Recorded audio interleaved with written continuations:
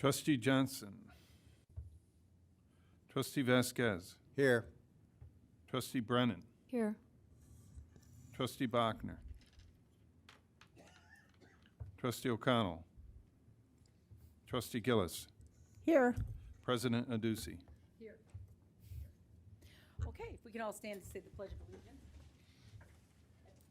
I pledge Allegiance to the flag of the United States of America and to the republic for which it stands, one nation, under God, indivisible, with liberty and justice for all.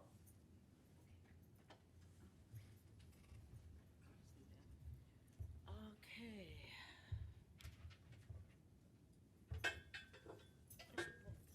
All right. 6J. Okay. All right. So do you want to speak, Deborah? No? Okay. My name is Deborah Hill, and I'm here to speak about item 6J on the consent agenda. In asking questions about this proposed ordinance, I do not mean to imply or suggest in any way that I have a better idea, or really any idea, about how to address this very complicated humanitarian and legal issue. I appreciate the efforts of our village administration, our trustees, and our police force in trying to help protect the health and safety of our residents. A letter to the editor in this morning's Chicago Tribune mentioned possible legal challenges to ordinances passed by other Illinois municipalities that look similar to the ordinance in our packet. Some of you are shaking your heads. So my first question to all of you is, has the village's attorney weighed in on this ordinance and approved the concept and the idea? The ordinance looked a little bit more like a draft than a final version in the packet, so I don't know where you are on that process. My second question is, what have the police experienced to date that has led to this ordinance, or is it anticipatory? My hope is that the village does not end up being exposed to either claims of inhumanity or costly litigation. I have copies of the letter to the editor if anyone didn't see it, and if you want it, I have hard copies photocopied from an actual newspaper if you need them. Sure, I read it. Yeah, Yeah, you could. You I read mean, it, this- so you don't need it, or you do want it? I will. You can, yeah. I'll take it. Yeah, sure. It was in Tribunes. Thank you. Yeah, There you go. it's in the Tribune this morning. Yep, yep, talked to the village attorney about it already. I have more. I rarely read the editorial, but today I read it. How about that? Yeah, I've got it, so you can read it. I read it. Okey dokey. Thank you. Thank you. All right, okay, so we have a public hearing, so guess, Matt, I'll just Yep. hand it to you. Okay. Good evening. The public hearing will now come to order. Let the record reflect that this is a public hearing being held pursuant to the requirements of Sections 10 and 20 of the Bond Issue Notification Act of the State of Illinois as amended.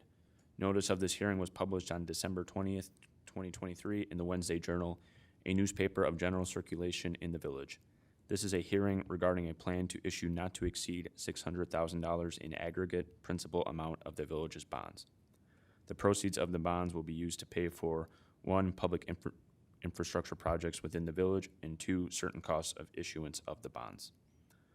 The bonds will be issued by the village in accordance with the provisions of Section 15 of the Local Government Debt Reform Act of the State of Illinois as amended, and shall constitute a general obligation of the village payable from non-referendum bond proceeds in accordance with provisions of Section 8-5-16 of the Municipal Code, which will not exceed 0.5% of the assessed value of all taxable property located within the village.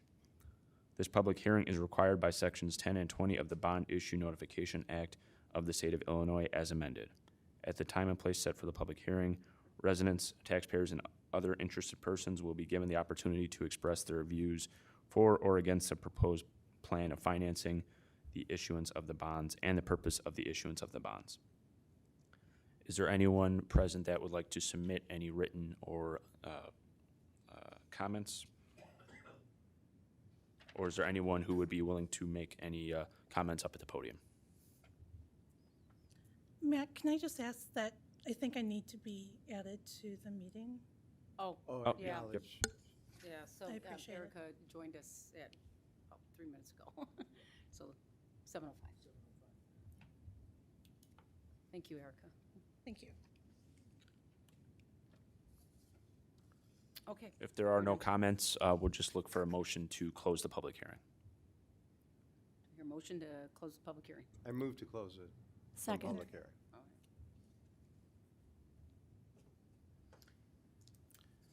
And then You want- need a Clerk vote Keller, on if you that? could just Yeah. call the roll, please. Thank you. Want to take a vote? I don't know if it's on there. Trustee Vasquez. Yes. Trustee Brennan. Yes. Trustee Bachner. Yes. Trustee Gillis. Yes. Okay, very good. All right, so next up is the elected officials and announcements. So I'll go ahead, Erica, if you don't mind, or you want me to go this way? Yeah, I'm still getting myself Okay, no set. worries. I'll Thanks. start with Katie. Go ahead, Thank you. if you don't mind.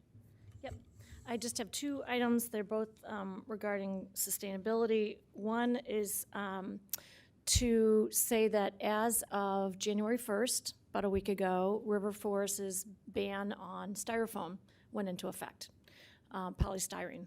So I haven't looked at the ordinance that we passed back in September recently, but I do recall that there was something in there that asked our Sustainability Commission to do some training and education on that. So for the first 4 months of it, so I'm just getting that, back in front of the Sustainability Commission and asking that they do that because it's important. And then the second thing is I received in the mail in this yellow envelope an important notice to sign and give my ComEd account number to change my provider over from ComEd to Clean Choice, although it wasn't really easy to find that this was from Clean Choice. I think this is a legitimate thing that we negotiated so that we can offer our residents cleaner energy, but it's really unclear to me, and I wanted to know this, and I want to do the right thing here, but I'm asking the Sustainability Commission to do some education for our residents, because I would bet that most people would look at this document that says, important notice action requested, this is a solicitation, asking for my signature and my current ComEd account number, and people's antenna would go up and they would throw it away. It's clean, but it's not our aggregate, right? Clean Choice. Correct, That's not our understood. aggregate. This is not, so I should throw it away. You should throw it away. All the more reason we need to tell her. I mean, it's a legitimate, a solicitation. But the village has an agreement with another provider, is that right? Yeah. Which We do. provider is that? MC2, right? I think it's MC2? Don't MC2 remember. squared. MC squared. squared, I Okay, believe. well, Yeah. can we We'll make sure to put let our out residents a know? notice to. Let residents, well, I didn't know. I- No, I thought I was gonna doing the- say, I mean, yes, we've had these conversations in the past, and it's very difficult, and I agree, it's very confusing. And we've added that, I mean, one of the things we should do, and I don't think it's the Sustainability Commission, but next time the water bill goes out, we should probably put something in there, because that will get to everybody, Katie. I mean, we put it in a newsletter, and great example. I mean, it doesn't matter, because it's still confusing. So I think if we can add something in our water bill, I know I get mine electronically, but still a heading up there in terms of the provider that we've chosen is this. I mean, there are other choices. That's probably legit. It's just that the one that we've chosen was someone different. It might be helpful to have it on the sustainability page also on the we website, could do because I don't know that everyone looks at the fine print on the water bill. Well, I get mine electronically. I never get a bill. So, I'm so you're not paperless. reading it. So, I am reading it. I get mine, my paperless. oh, okay, so it would be on the e-version. E-version and the Got it, Insight. got it, Yeah, okay. I've gone paperless. Well, Oh, that's actually a good question. Yes. About Emerson Square. Yeah. It does lay out exactly what we I can bring this up later because I was going to ask the same thing to the village this week. But everything that goes in the paper one, if you get it electronically, do you get all of those pamphlets or flyers as well electronically? I don't get it in the junk. It should be. I don't yes, get any of I- this. Oh. or- Like, when you say flyers, what do you, Inserts. like such as? Anytime we're Advertisement? giving information, so I think like we did a run about the census. Yeah, we put it up on the top, like, well, go ahead, Rosie, but I think what we do is electronically, the one I've read is up on top. I mean, I am not aware of, maybe when we did the census, there was a very special insert put in, but on a normal basis, any information is, when it's electronic, it shows up on the e-bill. Right. And on the paper bill that comes in the mail, it's on the back of your statement. Right. So there isn't an insert. So we typically don't have an insert into it. If there's any information, it's like in the back of. Correct, correct. Okay. And everything you see in the paper is on electronic. Okay. But you can check that out too, Katie. Might be a good buy. Okay, very good, thank you. John, anything? Oh, you anything more? I am. Okay, I'm good. great. Rez? Okay. Just want to wish everyone a happy new year, and please be careful driving safely tomorrow with the snow predictions they're saying. So Oh, yeah, I just saw that. that's what they're saying. Dang. Yeah, 5 inches or more. We'll Hope see. it goes up. Yes, yes. All right. It's gonna be hopefully north of us. Oh, okay. And goes Nice. up. Uh, All right. All right, I've got nothing to add.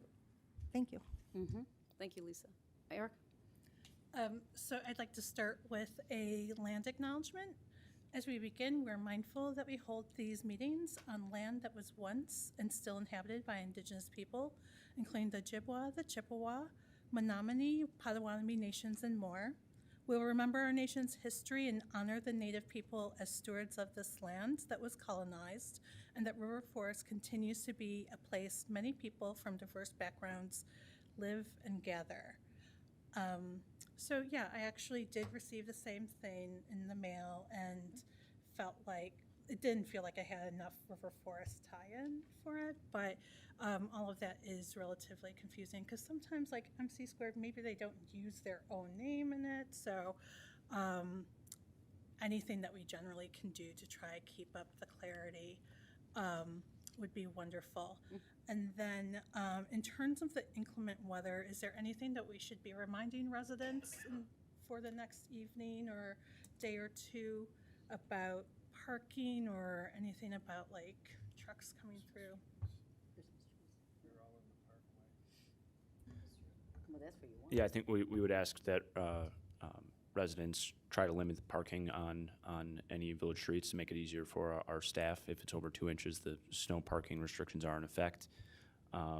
Also, just hope that neighbors are willing to help out other neighbors with shoveling and other things. We've got our senior snow removal program ready to go.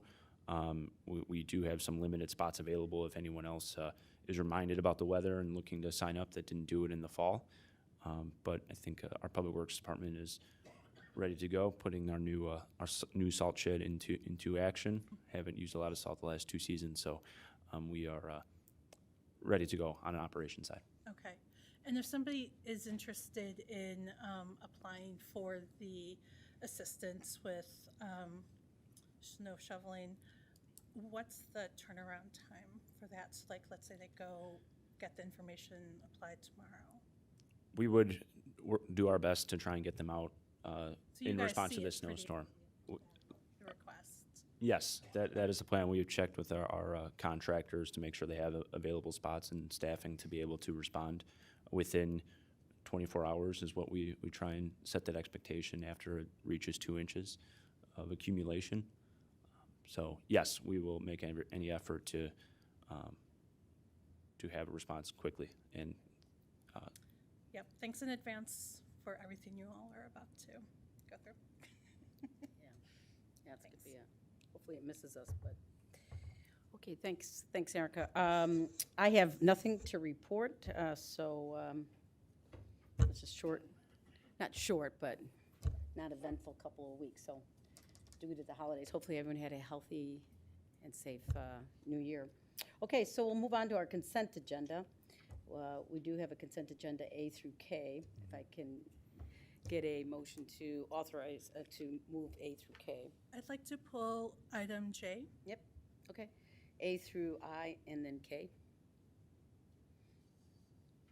Can I get a motion to, I'd like to move the consent agenda items A through I and then K.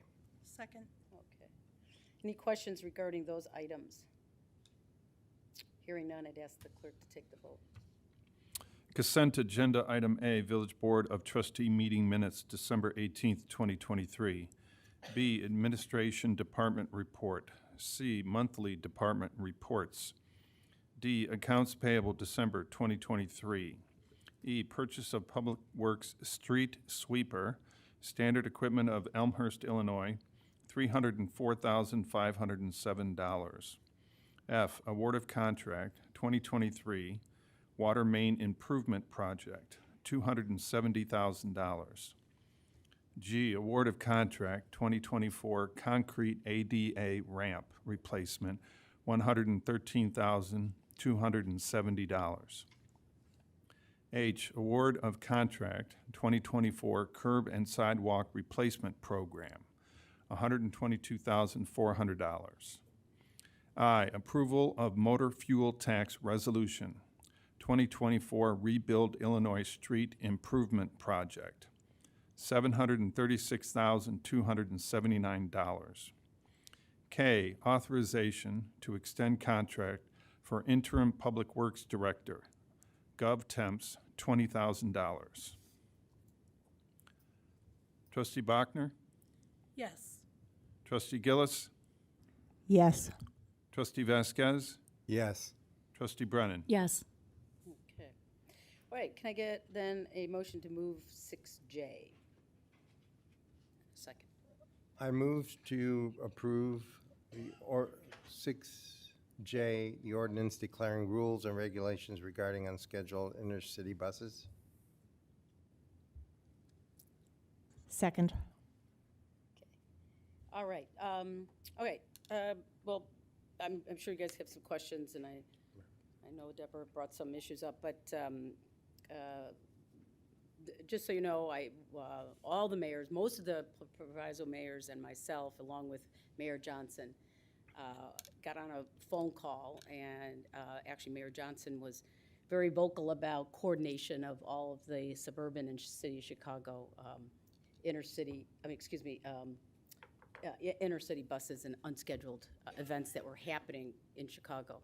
And so at that time, I did, of course, always will look to the village attorney for his guidance on this, as well as, of course, Matt. And that's when I decided to go ahead and issue an executive order on December 29th, again, to coordinate all of our efforts with all the suburban mayors, at least the proviso mayors, and City of Chicago. And since then, there's been many other municipalities that have passed similar, if not identical, ordinances.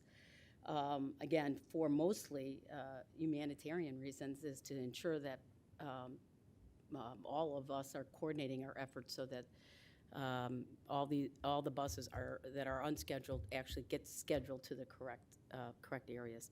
So with that, I'm going to also, because the question did come up, and I think we ought to answer it, ask our village attorney to address any legality of it.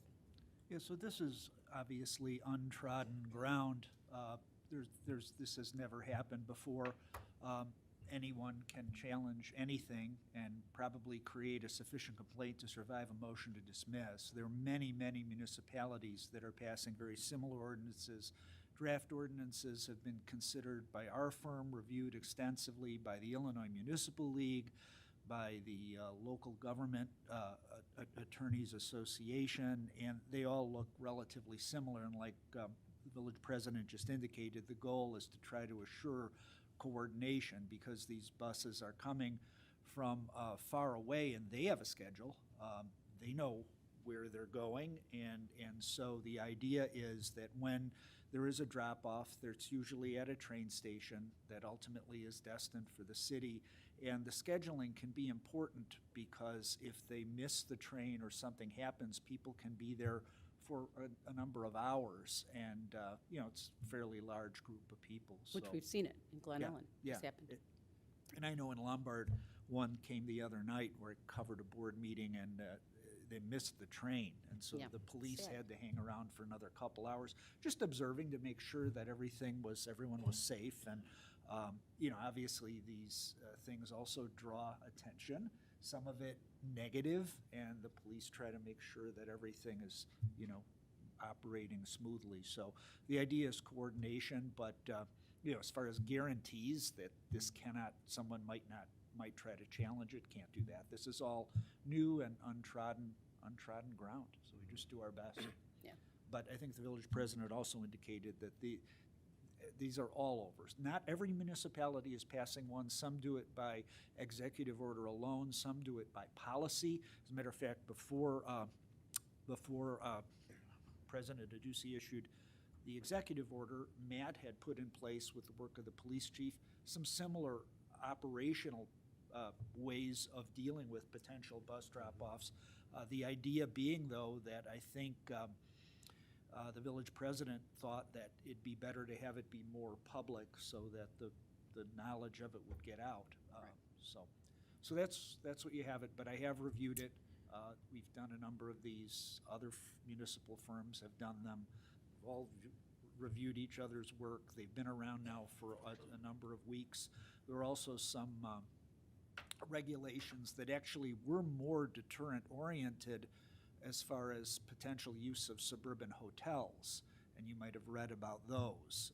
Those were actually more deterrent-oriented, I think, than organizational-oriented. But the goal is to try to make sure that everyone stays safe and the suburbs that are affected have as much notice as possible.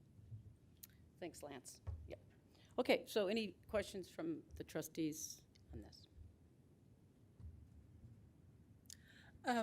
Yeah, I've got a couple of questions. So I completely understand the reason for this ordinance. I'm glad that we took out some of the language that was in the executive order, because I do think that it is important to highlight who the bad actors are in this, and it's obviously not those seeking asylum, it's the bus operators who are either making money or not making money in transporting people. I also understand that we have very limited ways into how to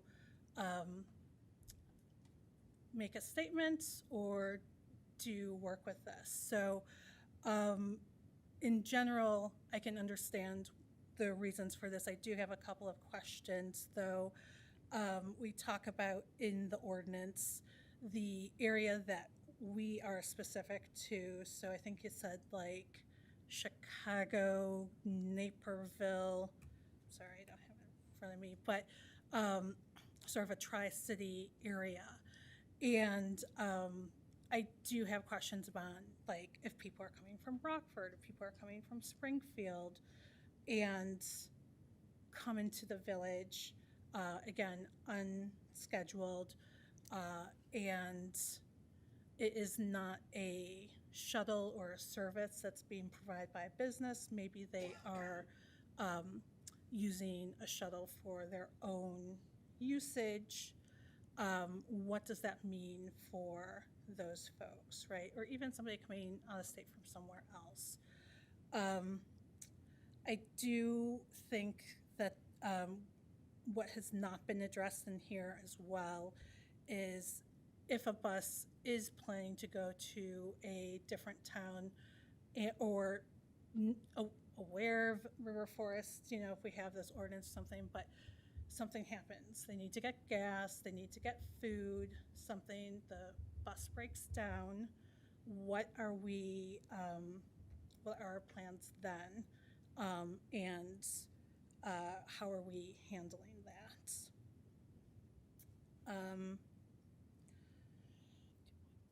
So I think I'll let you cover those couple of questions first. And then I might have some other ones too. Yeah. Do you want to take that, Matt? Yeah. Or you want me to, or? So, the way I would approach that, Trustee Bachman, is when you have a set of rules, they have to be enforced. And the issues you brought up are largely ones of how the ordinance and the rules would be applied by the police department in consultation with Matt and the administration. There are always extraordinary circumstances, and those are the kinds of things that would be taken into account if there were a bus that wasn't strictly in compliance with the ordinance, but there were extenuating circumstances, unusual circumstances, things that were fact-specific to the situation that they were dealing with. The police department always tries to de-escalate whenever there's any enforcement issue, and so the goal there would be, we just expect our police department to do their usual great job in enforcing the rules. Yeah, it might be worth it to put something in the ordinance describing those things, just so that there is an awareness of that. There also is in the ordinance a reference to the application that the chief of police would put forth. I am hesitant in voting for this without a copy of the application. I think that that's just important to have as we're looking at this, since that is the basis of so much of this. I don't know if there is a draft for us to review that's available. We do have an application. When the executive order was put in place, the police department put together an application. So there is an active one out there for use if anyone were to apply. So it's not necessarily a draft at this time. I think it could be a working document if we, depending on how we see that it's working. But we can certainly share that with you and the board. Yeah, I think that's important to go along with the background information for this ordinance. So the application is available, just not attached to this ordinance? Correct. So we Yes, can- it was not included as part. By reaching out to the police department. Yeah. So there's an active application, so we can certainly get you a copy of that active application. Good I And don't it's think, probably tied closer to the executive ordinance, so it might ask things that we're not interested in asking for right now, like background checks of passengers Sure. and things like that. but I don't think it's it's an application that, right, I mean, it's not gonna be something that would deter us from looking at this ordinance right now. I mean, what would be in there that, I would not want to have an application that requires the background checks of all the passengers on the bus, and to have that handed over to police. I think that would be really important to know. Isn't that what's required here? yeah, that's what, yeah, so she's saying she wouldn't. Everyone over 18 is my recollection. Everyone 18, that's correct. That is correct. So you're saying you don't want the background check? No, Okay. no. Well- Do we have that in this ordinance specifically? Yeah, I think it is.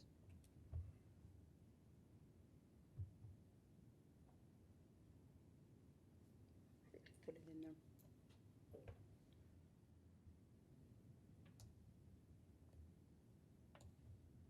I don't think I read that in this ordinance, so someone could let me know if that We're is checking. still there.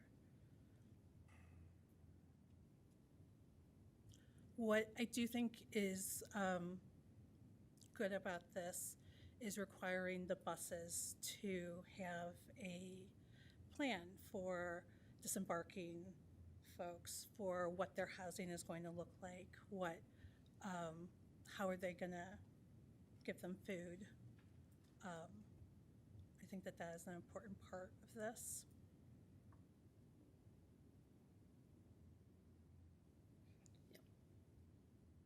I don't think, I think I read it.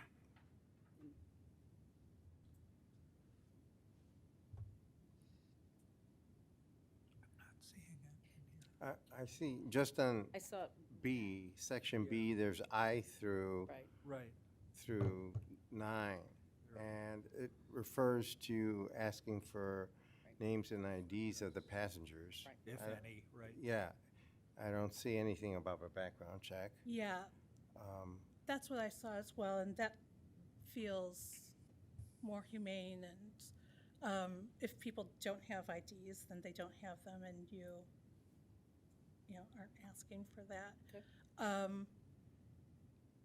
I would be interested in hearing the rest of the table on the idea of even asking for IDs, but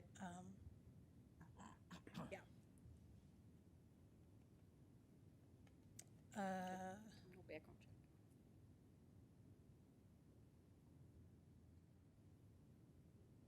I think Well, that, it says it's to the extent such IDs exist or are in the possession of the passengers. Right. So if they don't have them, they won't be able to show them. But they probably, because they want to have a list of who the passengers are that are coming. well, that's a question, right? Like, if somebody does have an ID, how do we feel about requiring them to show it? You're saying don't ask for an ID? I'm asking how others feel about it. Oh. I think I think we could probably That came out of strike the it, Chicago but ordinance, right? Yeah. It's what? Came out of the Chicago ordinance? Yes, I mean, they're all the same. Some ask for more information. You know, I mean, there are positive things to be said for having an acknowledgement of who's accounted for in case something were to happen. Yep, just so. Someone went this missing is- or something like that. This is closely you- aligned to the Chicago. I understand Yeah. that. Just wanting to make sure that even if it is closely aligned, that we're thinking through our own. Yeah, of course, we always do, yeah.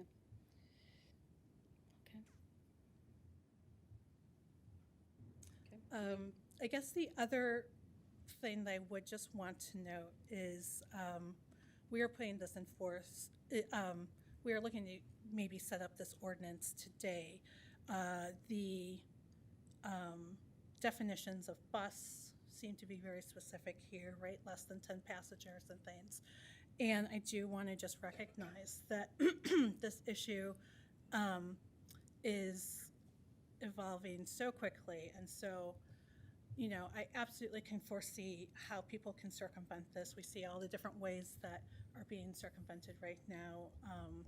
And like the fact that it's going to, you know, people probably would start using vans or something like that, right? So really, it would be good to have in place what happens to people if they walk up, or if we do need to address folks who may be coming in search of need, who might have a medical emergency if we see it, you know, on the bus. Like from my own experience with asylum seekers, there's the medical emergencies that are coming through are really tough, really, really bad. So what are we doing in those cases? And I think it's said in there, right, Matt, the discretion of the, Yes, I'm not sure if it specifically is to the medical centers, but I think, yes, if a bus were to arrive and police were to become aware and was made aware of there being a medical emergency, our paramedics would certainly act to improve mean, that. We've seen that that's- happen in other municipalities. But That's maybe standard having, operating like, procedure, because even if someone is being arrested, can't- upon immediately presenting any kind of medical problem, they're immediately treated exactly. as patients. Right. Immediately. in this case, the folks aren't being arrested though, right? So do we have something even like, you know, that we could list as I think Naperville has like a 7-page plan, right? That for if something happens, you know, what are the steps that we take? I think, yeah, I guess, wouldn't that happen? Is anybody walking into the village, and if they were to fall over, whatever, wouldn't that? It- Yeah. Yeah, that Yeah. could be. It would be nice to see that for this case too, though, because we know But that we this don't is a have anything specific- like that in writing for that. We Yeah, just we just cater. do it. We So- do Just official duties to that. Maybe. Yeah. Yeah, I don't want to treat them any differently than we would treat anybody walking into River Yeah. Forest, so I'm Yeah. opposed to that. Yeah, I guess, That was my point, I guess, Yeah. is that's how it would Yeah. happen anyway. Right. Yeah, but we are limiting and putting restrictions here, so I do think showing the awareness that we have folks who may be in need, and what are we going to do with that need if it comes to our front door? We're going to treat it Yeah. just like we would treat anybody Yeah. that would have that same issue coming into River Forest. We would treat them equally. So, I had the same thought that Erica had, that based on some of the questions about how does this work in the real world, oh, well, we would do this, and we would do this. It would be nice to have some set of guidelines or rules, or I don't know what the 7-page thing in Right. Naperville is, to accompany whatever, if we come up, if it's the executive order that's in place right now, or an ordinance, to just flush it out into how it would work in the real world. But that's the problem. The How would real you know? world is with a whole bunch of scenarios, and the federal government isn't spelling out what they're supposed to be doing. I don't know, you So do that. how can we come up with something that the federal government isn't encompassing with one document? And that's the problem I'm having here. Yeah, So I don't think we're trying to solve the federal problems issues, we but are. I do think We are trying to solve the problems because you're saying you want a document that spells out what the federal government should be doing, and I don't see it that way. I'm saying we're not the federal government. I'm This is saying we're not not asking for the restricting federal everybody. government. Yeah. I know, but that's my point. And so now you're asking me all the scenarios that needs to be put together in this. We're never going to I'm not pass an asking for ordinance. all the scenarios. I'm No, saying you said, what are we going to do if this happens? What are we going to do if that happens? What are we going to do if this happens? There's so many scenarios, Erica. How are we going to come up? We're not going to do any ordinance, is what you're saying. Is if I No, have I'm to do. asking for For this, what are you and asking? then for if something happens with asylum seekers and they come to our front desk, what are the things that might be applicable to them? In the same way that we ask for, when We don't we do have asylum something- applications. We're not the asylum federal seekers. government. We're not- Right, I'm not Okay. asking for applications. What I'm saying is, we have an aging population in River Forest. What are some of the services that they might need? Where do we go to But we're not for letting, that? that's Yeah. the point, is Yeah.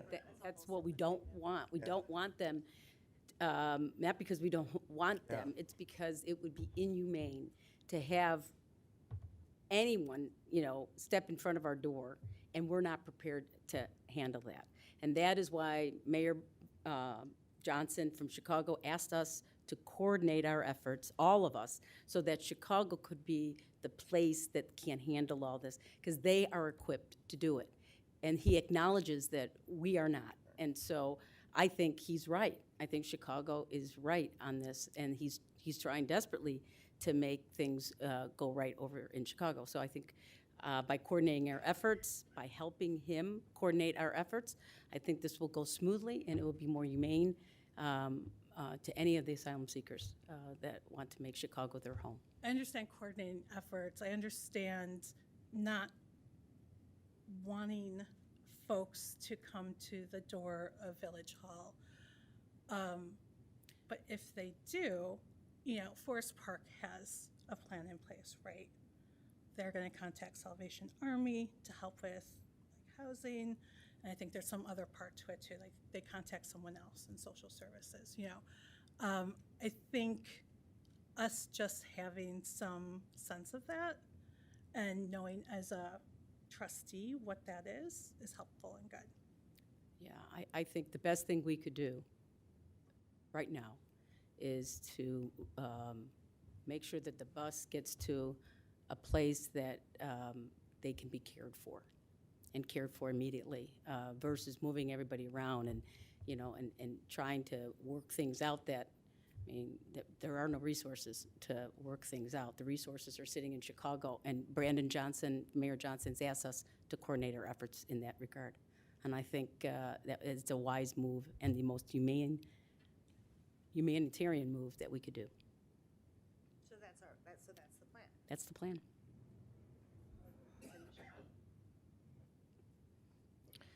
So I have some thoughts as well, and I first want to thank village staff and the village attorney for revising their original executive order. I'd spoken with Matt and mentioned to him a couple of concerns I had with the way the first executive order was drafted, and potentially having some unintended consequences impacting our local students from Dominican and Concordia and those who are over 18 years of age in our community. For example, it could have required background checks on bus drivers and otherwise have prohibited many of the buses that come to and from Dominican Concordia for sports, cultural events, and other academic activities. And I see that the version before us tonight has some revisions to address some of those types of buses, and I do appreciate those revisions. I still have some concerns about unintended consequences based on the wording of the draft ordinance before us tonight. And I have some questions about other language in tonight's version. Some of them dovetail with Erica's comments as well. And I'm also concerned about the executive order that's in place right now and this proposed ordinance being our village's only word and action on this humanitarian crisis. So I'll start with that concern. The executive order that was signed on the 29th is the only thing I've seen come from River Forest about the asylum seeker crisis. And for sure, River Forest has not planned to take care of refugees. And we haven't budgeted for it. We don't have the skills or other resources needed to do it. And I doubt that our residents would approve us shifting money in our budget to cover this or to increase their taxes to do it. But I don't think that the executive order or this redrafted ordinance we're looking at tonight, standing alone, reflect who we are as a community and what we have to offer those in need and how we want to show up in this crisis. And somewhat to Erica's point, some of the questions I have in my mind is how does this work in real life? If there's a bus that's identified somewhere within the confines of our village and our police go to that bus, are our police instructed to ask the bus passengers, do you need water? Do you need food? We're reading in the press that these people have been on the road for over a day and haven't had any food. Do you need sanitary supplies? There are babies who are in diapers. They weren't sent off with the supplies that we would have if we were taking a 24-hour trip. Do you need feminine products? Do you need to use the bathroom? Some of these buses have toilets. We know that these toilets are overflowing. They're stopped up if they have them. Do you need warm clothes? We read in the press that they're being dropped off. You're saying Chicago's set up. Not so much. Yesterday's headline was they dropped them off, from Glen Ellen train station to the Chicago Ogilvy, and then they gave them a piece of paper about where to go, and they walked for half an hour in the cold in T-shirts and flip-flops and shorts with maybe a thin blanket. So can't we have a stash of these supplies and offer them to asylum seekers if they come through town before we send them on their way? To me, it doesn't take much, but it could make a huge difference to a family who's been on the run, on the road, shuffled about with little to no provisions or humanitarian care for weeks. And even if every one of us in this room donated two things, a jacket and a hat, an empty bin and a box of granolas, 2 pair of gloves, we would have a stash. Right. And if please let me finish. Yeah, hurry up, please. And if our police were called to see a bus, I would hope that they would grab this stash and offer that and make it a little bit better for these people who are caught in this broken system. And if we publicize this in the village, I think we'll get many more than what I'm talking about tonight. And we'd be able to replenish those supplies if they're used, and I hope that they do get used, and that we can help out. And I'd be willing to work on this if our police would be willing to do it. Well. What go- about, you what have about if, something to have and something what to say. about if someone on the bus is sick, as Erica mentions? Do we have a plan for that? Their condition could deteriorate between when they pass through our town and we're stopped, and they're sent on to Chicago, and they somehow get their way to that landing ramp, and then they're put on another bus, and it's many, many more hours until they're actually processed. And we can make a difference here if we actually just ask the question, do you have people who are sick? Because, there are tragedies that we could prevent. I think we need to think about these things. I think it's within our ability to help these people out even a little bit. We're not going to fix the broken immigration system, but we can make a difference when people who are caught in that broken system find themselves in our lovely community for whatever period of time. And Oak Park, for example, has garnered their resources, financial and otherwise, and they have a robust system set up to support asylum seekers. I have a sheet here of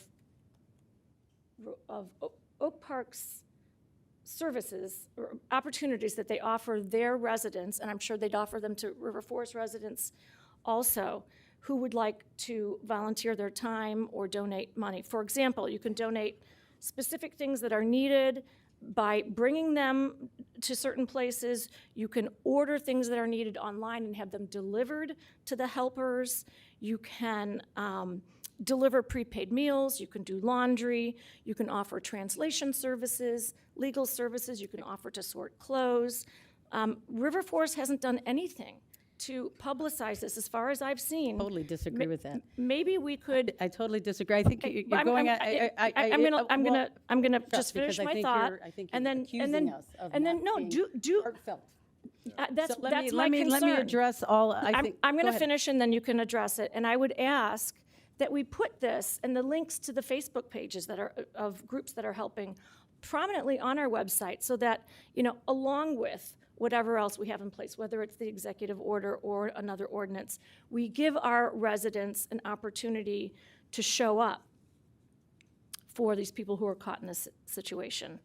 And then I also have specific comments about the draft ordinance that I can there's like 8 sets of comments. I can give them to you, Lance, and Matt. Well, we're going to after the take a meeting, vote if you on want. this, but I want to make sure I want to comment on it. I think River Forest is a great community, and I think River Forest gives a lot. In fact, I gave and donated to the congregation. And I of want people to Communities. have that And let me opportunity. and so I don't know. I'm a River Forest. I'm very satisfied with my giving. I'm helping. I'm doing what I can, and I know. Talking to all my neighbors and the residents, they're doing their part as well. And that I want to speak to the residents. Thank you very much, because that's what this humanitarian crisis needs. It needs people to help, and the congregation, communities of congregations are doing a great job of trying to collect money, try to collect whatever they need for this humanitarian crisis, but it cannot and should not land on the government steps. It cannot and should not. We are not resourced for that at all. When you said you'll volunteer, are you going to give us your 24/7 volunteer time for the next, whenever? Because this is not over. And if you want to do that, Katie, then we need to hear that. But if you're just saying, I'll help when I can, that's not good enough, because we cannot just hand off this work to our already stretched staff. But I will say, I have spent enormous amount of time talking to many residents who have given to many nonprofits, and they're very grateful, and they feel very happy about it, and they believe that that's what they're going to do. I So think we're saying the same thing. yeah, so if you, no, we're not. No, you're not. You're saying we should do this work. No, So I'm saying we should post this on our website so our posting residents posting know is what not they a- can do. No, you told me, let's go ahead and try to donate. But anyway, I'm not going to get into, I just want to make sure you understand, we will be happy to post that. I mean, I don't think there's an issue about posting links at all. at all. But go ahead, Russ. No, I guess what and I heard what you said, let's give them some jackets, let's give them some water, but it doesn't stop there. And what I'm saying is, I know these families. I come from immigrant families, so I know. You don't just give me a bottle of water today and a meal today and expect me to stay here and feel like that's gonna let me survive. They're warm temperatures, coming here in the cold, letting them sit there, out there in the cold, wander around. That's not helping at all. I think you think it does, but it doesn't.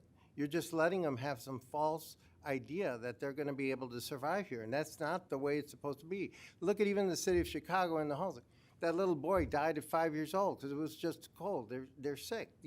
There's a lot of costs that you have to provide. Now, mind you, if there was someone who was needing emergency, and they were dying, yes, it'd be like anybody else who got hit by a car or anyone who falls. Yes, we'd send them. But from what I last recall, we don't have a hospital here in River Forest. They're all going to go somewhere else anyway if they need medical attention.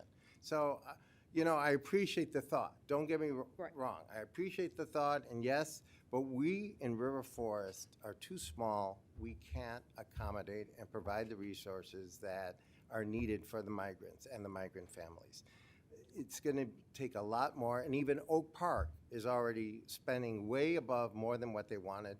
They just barely got another extension for another month, is what I recall they had in the newspaper. So it's not a never-ending amount of resources. It has to be a lot more, and it's not as easy as what I'm hearing you say, Katie, that we can just put a couple of links and they're going to be okay, and River Forest is doing a terrific job. It's not the way it is. No, I mean, All right, I get so- excited because I do think that We're you're very making giving it sound community. too simple as to what is needed for these migrant families. Okay, and I've been trying not to interrupt you. Just to clarify, I want to make sure that you understand that I'm not saying we let them off the bus here and that they stay here and that we incorporate them into our community. But when they're passing through, if the people on that bus need food, need water, need warm clothes, we should have something ready to give them as they go on their way. I would say the government cannot do that. If we want to partner, if we want to identify not-for-profits that we want to coordinate with, just like we do for Yeah. Thrive and things like that, that's a totally different thing. We, as a governmental body, don't have the resources to do that. But there are, to Kathy's point, there's a lot of not-for-profits that are engaged and doing work. And we should be engaging them to help. Well, we are, and we're talking with them, but I mean, they're also stretched right now. And that's why Brandon Johnson, the mayor of Chicago, asked us to coordinate this, because he knows we're all stretched. He knows that this is a tall order, and he wouldn't have gathered all of us over a Zoom call if he didn't think the best way to do this for everybody and for those that are on the bus to go directly to a zoning landing zone so that they can have the help and the food and the bathrooms that they need. Because the bus drivers and the buses aren't going to be, they're not there to help them. They're there to deliver them. So I think right now we are a caring community. I've talked to so many people that are giving to this to this crisis, and I so much appreciate it. But for us here in our government, this is what we're responsible for. We need to create something that allows this humanitarian crisis to be taken care of in a humane way. And I think both the executive order and the ordinance, although we can debate it. As Lance said, it's a little bit odd because most of us haven't dealt with this, but this is talking with other mayors and talking with other folks. They believe this is the best way for us to all coordinate our efforts, and I agree. So I'd like to go ahead and, unless you've got some substantive changes that you want us to look at with those 8 points. Yeah, I do have some. What are they? Should I go ahead and give you them? Yep. Yeah, okay. So in the draft ordinance, the 9th whereas clause seems to be missing some words.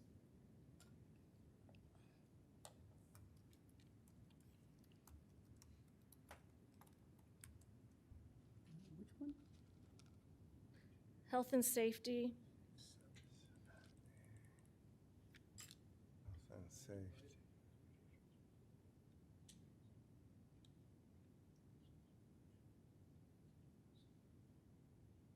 Oh, health and safety up there. don't know, what section? Where are you? It's the last whereas on Okay, so the what's- first what's- page. Yeah, I would- I'm sorry, I didn't hear. Yeah, it looks like What it's, is- it looks like the and, if the and were deleted, it Mhm. would seem to be fine. But to the health and safety of Their their passengers. Okay, that's fine. Okay. Did you get that? Yep. Okay. Fair enough. Okay. And your second one, Katie? Then there's two different sets of geographic areas in the document. Okay. 9-1-6 refers to Chicago, Naperville, Joliet. And then, Unscheduled intercity bus means any bus used for transporting a person between the village or the source locations outside of the Chicago, Naperville, Joliet area that is not operating pursuant to the authorization, that one? yeah, there's that. And then there's another one that refers to Chicago, Naperville, Elgin. And I was confused about which area was, Who was Elgin? I didn't catch that.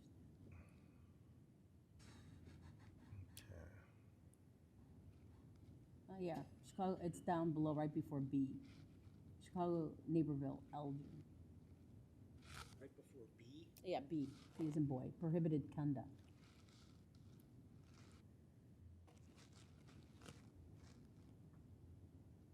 See it? It starts with unscheduled bus stop.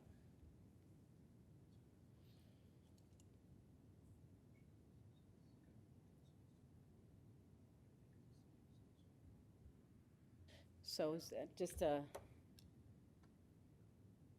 Yeah, I mean, if I were gonna edit this right now, I Mhm. would say the best triangle to pick is the one that includes Elgin, because Naperville, Joliet is kind of down that way as well. It creates a you metropolitan. created this one, so Right. what would you So recommend? that We create, substitute Elgin for Joliet. where Okay. it exists. okay, so, and I think it's only in Yeah. that one spot. Elgin for Joliet. Yeah, so only in E, Because AE. Jolie and Yeah, Naperville are aligned up. Okay. Did you get that, Matt? So just Okay. replace AE with Elgin. Yes. Okay. Versus Joliet. Okay. section CA. This is on page 100 of the packet. Mhm. Because there's multiple Cs, so I have to tell you what page. Right, the large C, right? Processing. Large C. Processing. Second sentence that begins within 4 calendar days. Yes. The chief of police, is it must, shall? There's a word that's missing there. The chief May, of the- might, Shall inform. Right. Shall. Yeah. okay. Well, we should, It's non-discretionary. Right. If the criteria have been met, Okay. so that needs to be inserted then. Yeah. it should be shall. And that's an important shall, because we don't, the police chief has no unilateral unqualified discretion to say yea or nay, simply have all the criteria been provided. Mhm. So shall Okay. approve. Yep.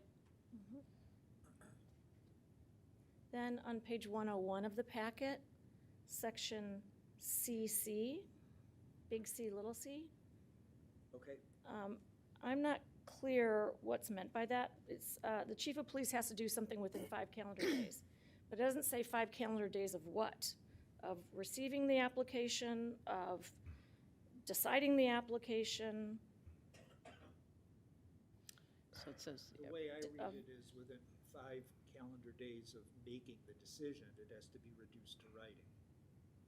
right.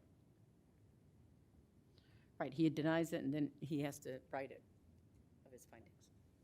And then transmit it so that they have to decide, the chief of police has to, well, I'm not gonna put words in your mouth, however you think it should be. It just isn't clear right now, because he's doing it within 5 days, but it doesn't say 5 days of what. Of denying the application. Right. That's how I read it. Right. That's how I read it. Okay. So I think it seems clear. And he has the time to approve the application or deny it. If it's denied, it has to be reduced to writing within 5 days and transmitted. Okay, I would suggest that that's made clear. Okay. if it makes it happen, within 5 calendar days from the denial. Yeah, From the date. just to put time the of- Yeah, last, right. just to be clearer. Okay. Of the denial. Mhm. And then, there seem to be 2 different sets of permitted disembarkation times Okay. in the draft. Days and hours, are you on E? Well, one's in B, Mhm. Roman numeral 6. Yeah. Guess that's in a definition. Under the definitions? Yeah. Okay. And the other one is later on in the document, under the heading days and hours of operation. They don't, they're not in sync. I don't see it. One is 7 to 4. 7 a.m. to 4. Is 10 to 4. Oh, boy. Okay. Oh, boy. Okay, so, Yeah, hang on, What should let it me try to- Matt, what should it be? I think we'd prefer 10. That's full during the working hours, village hall's open. My recommendation. 10 to 4? Yeah. Okay.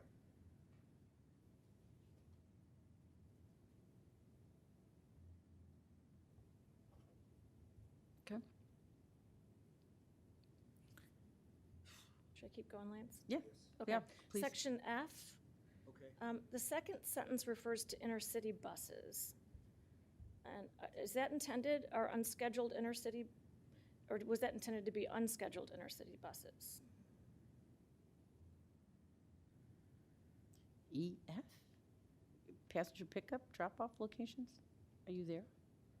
Section F, and it's the second sentence that begins, all efforts will be made by the chief of police and their designee to escort or divert intercity buses to designated locations. Is that, did we mean to really say that, or do we mean to say unscheduled? Unscheduled. Because I think that's a defined term in here. Yeah, so we need to fix that. Divert unscheduled. All right. Okay. Okay. And then section B2, Back up. Back up, yeah. prohibited conduct. This is the second to last page. There's Oh, it's sorry. another B. There's 2 sets of Bs. Mm-hmm. This one's on page 102 of the packet. B2, operation of a bus without a village license. Okay, I'm there. Seems to require every bus operating in the village to have a specific grant of authority from the village.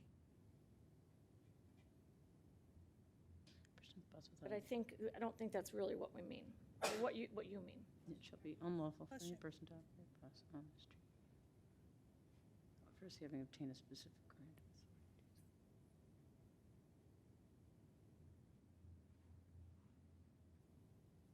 So are you saying puts a unscheduled bus? I mean, operation of an Yeah. unscheduled bus? Well, What- yeah, whatever's intended, but I don't think that we mean to have every bus within the village needs No, a, I think it should have it should relate to the unscheduled Unscheduled bus bus. as in number 1. It Yeah. didn't get Yeah. carried. Okay. And the license that's referred to as the application, the granting by the chief of All right. police. So insert unscheduled bus? Yeah. Okay. and I think the defined term is actually unscheduled intercity Yep. Yes. Mhm. So. Yep. And then, just in general, when I read this, I see that the revision was made to carve out athletics and recreations, but I don't see that, I see that other things could still be caught in here, Well, that's. such as academic trips, which are not See that Yeah. those is scheduled. academic. You're I back- see scheduled as being like, on a regular schedule with a, Bus. Yeah. Like if you're scheduled and you're going from one place to I think it's another. defined as like, the schedule's accessible to the public, and Yeah. I wouldn't call that scheduled. Well, it could be. Okay, and- well, To me, I- the key yeah. operative word for Right. me on Is that scheduled one and is unscheduled. what's unscheduled to a point versus scheduled. Because at least they had the exact same issue that you did, even though you called it Matt. And basically, although we carved it out, I mean, it really Right. is unscheduled versus But scheduled. if a bus is coming from Texas and they're scheduled in their own minds to get That's to, still not, in their own minds, that's the issue. Right. Okay, well, so I think we have a different opinion about what's scheduled and not. I thought it was a defined term here, but in my mind, Yep. things like academic trips, mission trips, retreats, Yep, it's all scheduled. PACE transport that picks people up from their home, people who are seniors and people who qualify for special transport. I wouldn't call that scheduled in the way that you can see that schedule, that's publicly available. Wedding and bachelorette parties, I think all of those could be caught up in this, depending on, that definition. But, you might have a different definition than what's in here. Yeah, I think they're scheduled. You can't get a wedding bus without, I think they're licensed and they're scheduled. I think the way it was originally drafted, it was intended to be interpreted the way that Lisa and Kathy are suggesting now, but we added this exception, the carve To out. help you. By doing that, you risk, Yeah. I guess, trying to say that it has to cover the whole universe of everything. And we can't, that's the Yeah. problem. And that's so, why I said some of this, we I were think, trying to- the Okay. rules are basically defined in the police like they Will be do the all last the time we time do it. when there's something that they're investigating. If there's a bus that someone has reported, they go and they do an investigation, to Right. look into it. And if there's, an interpretation where this is really what I would say is scheduled within the meaning we've been talking about, they would stop the investigation there and say, okay, this isn't what this is concerned. Well, based on what I read in this draft, it says regularly scheduled service would be, schedule that's published in advance and available to the general public. So I read these things these examples being caught up in it. Yeah, to me, a scheduled bus route very much is like a A public Greyhound bus or something, right? That is what it's supposed to mean. but and we that also are- say it's the police discretion too.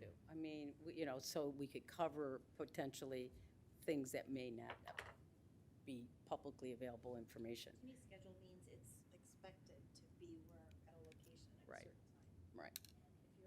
If you're, In the normal goings on of if you're the like village.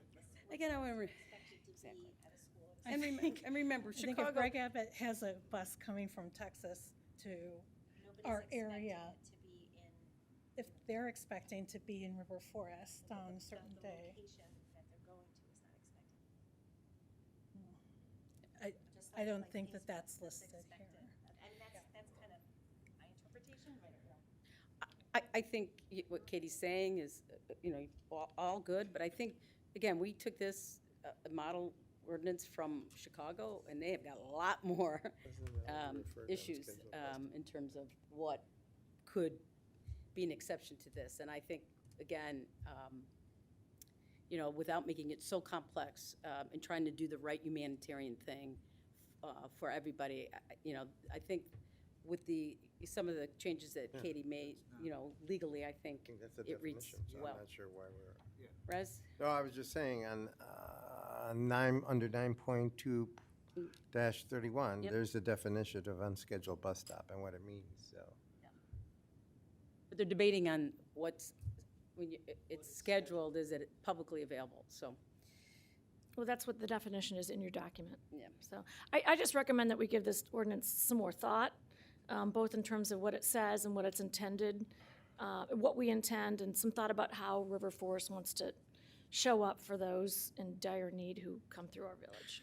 And I think we do want to, I think by passing this ordinance now, it does provide a lot of that, if not more, because it gives complete direction to our staff and our police department to treat these people with, humanely and hopefully bring them to a place where there's warmth and food and they can sleep. Hanging out in anywhere is not the right thing to do. So I think I'm comfortable with a few of the changes that were recommended and you documented. Some of them Right. we'll make sure. I'll ask Rez and Lisa, are you okay with some of the changes that, there were legal changes that we were discussing? I'm fine with Katie's Oh. changes. Okay, so I think with that, I think this, let's take the vote unless there's any further comments from anybody else. I don't have anything else. Okay. I could say something. Yeah, please, John. Okay. Okay, take the vote then. Okay. Agenda item J, ordinance declaring rules and regulation regarding unscheduled intercity buses. Trustee Vasquez. Yes. Trustee Brennan. No. Trustee Bachner. No.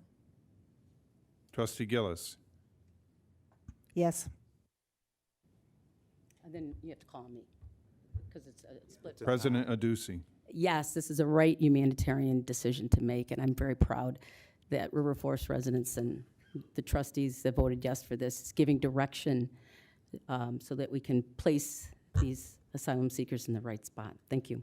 This is an ordinance, and it requires Oh. 4 affirmative votes. Oh, it does? Well, Oh, man, okay. I thought we could do this. It imposes a penalty. Well, then we It requires. Then we should have 4 taken it off. 4 Yeah. affirmative votes. God, Yeah. all right. Huh? All right, so if it fails, then what is it? Come back? Yeah, I mean, so there's no, as village president, you can direct it to be put on the next agenda. Well, we will. And I apologize to everybody Yeah. that that we missed this Yes, should sir. have happened.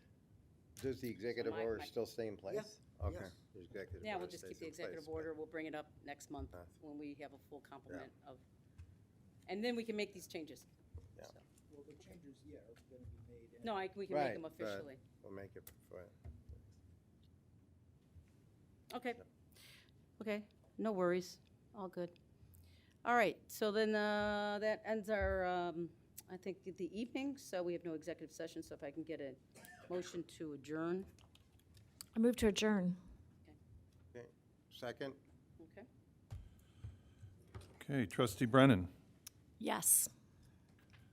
Trustee Bachner. Yes. Trustee Gillis. Yes. Trustee Vasquez. Yes. President Adduci. Meeting adjourned.